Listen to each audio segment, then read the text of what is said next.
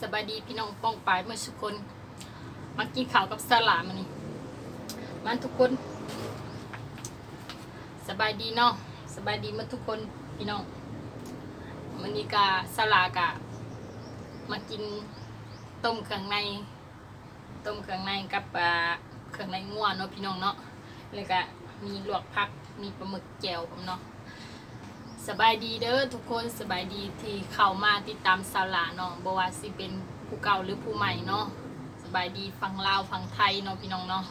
วันนี้มากินข้าวกับสลามาทุกคนกินเลยเนาะทุกคนเนาะอันนี้ต้มเครื่องในพี่น้องต้มเครื่องในงัวกล้วย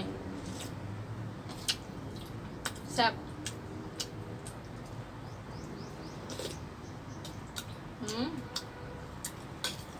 แซ่บหรือพี่น้องมีลวกผักกล่อมน้ำพี่น้อง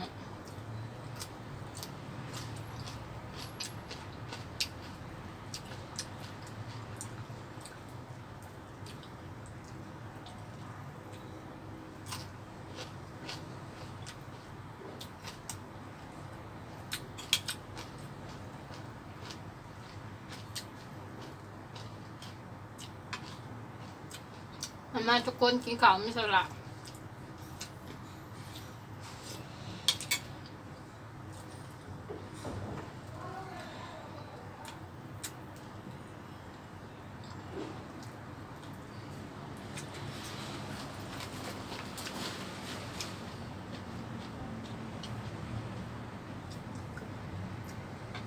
อาหารคือมีอย่างหลายเนาะพี่น้องเนาะ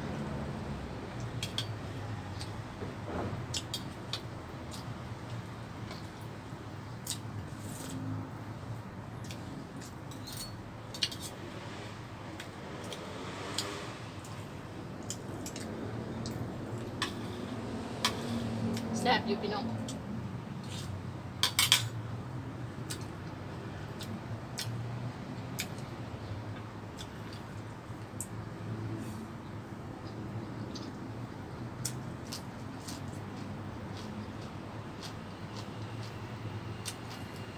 ถ้าอยากข่าวมาเบิ่งสลาก็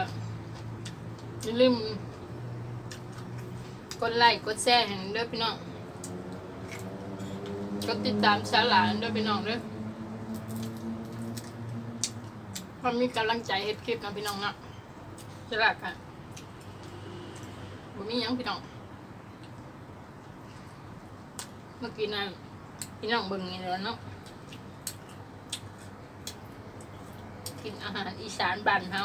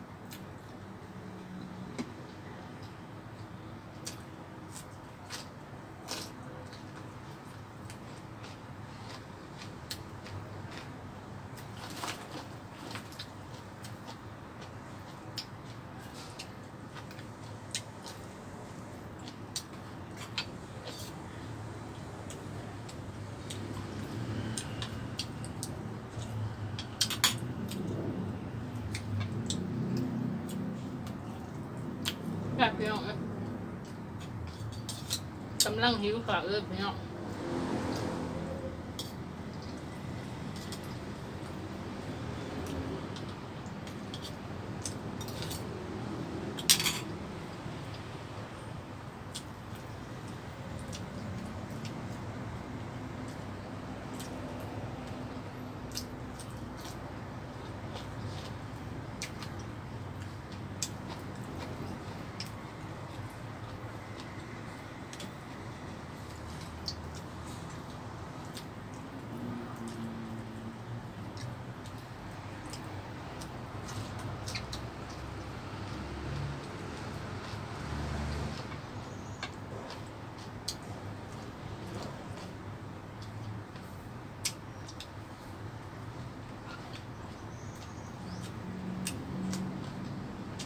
ลวกผักจำเจียวต้มเครื่องในกระดูกอ่อนพี่น้อง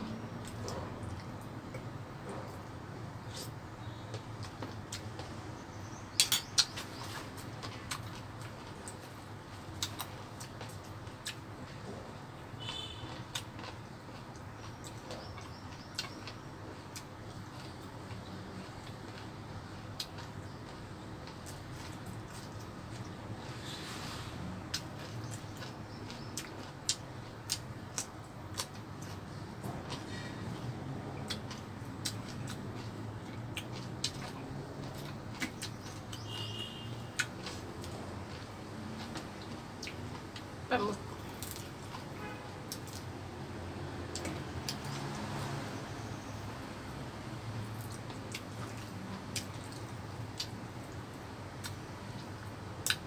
แค่บุรีเรายำไม่ได้พี่น้องกับปลาหมึกแข็ง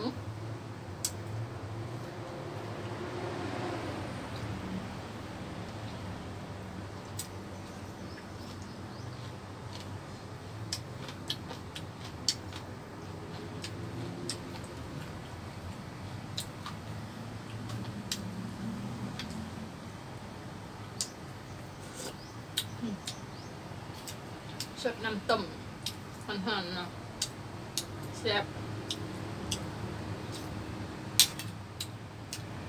ครับพี่น้องขอบเจียว